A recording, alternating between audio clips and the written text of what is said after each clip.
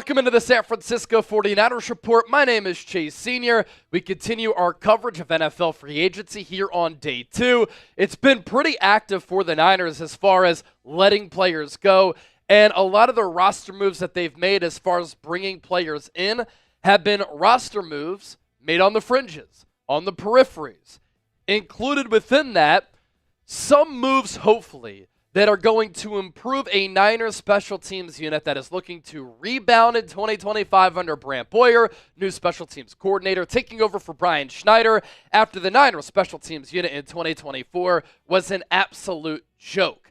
And San Francisco is signing linebacker Luke Gifford to a 1-year contract. Not sure what the money is yet, but it's going to be for a very affordable price. And since coming into the league, Gifford has been a special teams ace. So he figures to help that third phase of the game. Not much of a defensive player who's going to give Robert Saleh snaps. In fact, in 2024, while with the Tennessee Titans, he only had 101 coverage snaps, 11 pass rush snaps, 91 run defense snaps, and 203 total snaps on the defensive side of the football. Had a passer rating allowed of 96.5, 2 missed tackles, no sacks, 13 stops, 10 assisted tackles, and 24 solo tackles. His Pro Football Focus grades, nothing really to write home about because he's more of a special teams player, but did have a coverage grade in limited time of 66.7. The real value here for San Francisco is money, not paying him a lot, and him being able to help with special teams. 6'3", 243 pounds. He spent his first few years with the Dallas Cowboys, 2019 through 2022.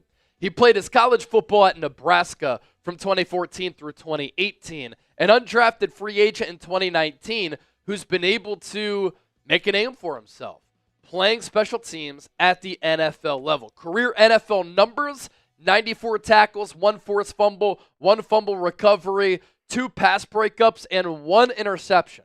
The lone interception that he has came off of Joe Burrow, one of the top quarterbacks in the NFL.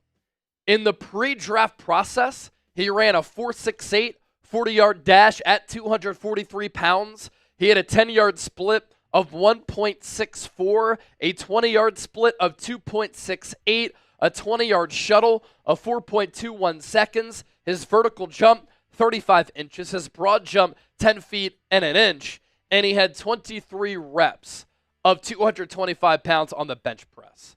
And all of those numbers coming from his pro day when he was coming out of Nebraska. I know that a lot of Niner fans are hurt by what has happened in free agency, San Francisco making a lot of emotional moves, and it's very hard to see the likes of Deebo Samuel get traded, Kyle Juszczyk get released, Dre Greenlaw going to the Niners, Talanoa Hufanga going to the Niners. San Francisco is really kind of resetting, rebuilding to a certain degree on the fly, and this linebacker position is still a big question mark for San Francisco. You have Fred Warner coming back. Other than that, you're hoping that D. Winters can make a big leap. You're hoping that you can get something maybe from Jalen Graham, who was in that same draft class as D. Winters. You're hoping that maybe Tatum Bethune, a former 7th-round pick from the 2024 draft out of Florida State, can develop into a player. Will Luke Gifford get some linebacker snaps? We'll certainly see.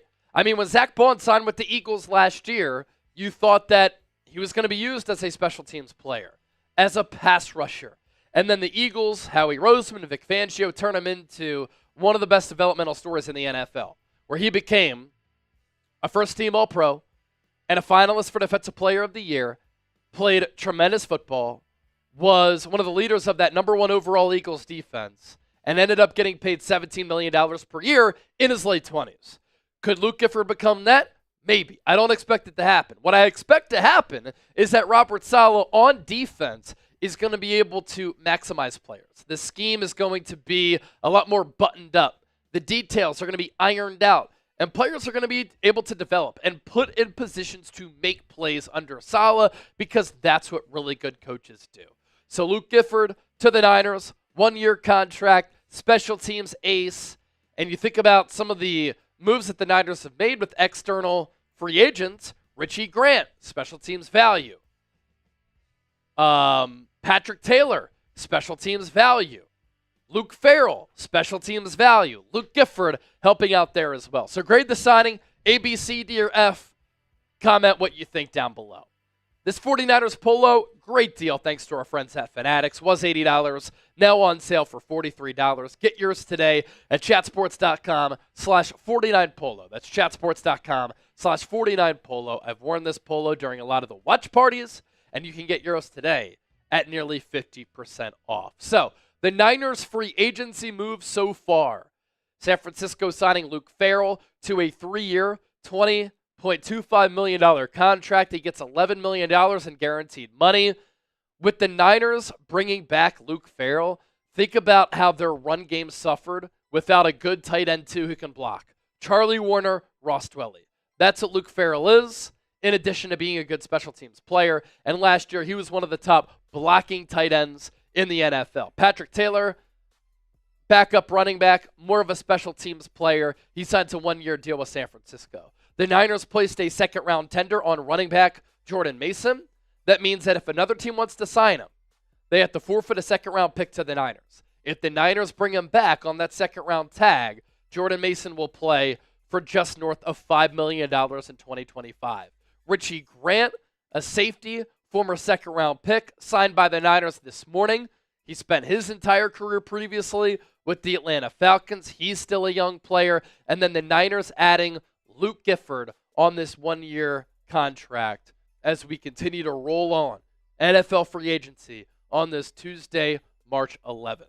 The Niners players who have departed and who have left: Deebo Samuel, traded to the Commanders. Jalen Moore gets $30 million to protect the blind side for Patrick Mahomes. Elijah Mitchell signed a 1-year deal with Kansas City, $3.5 million.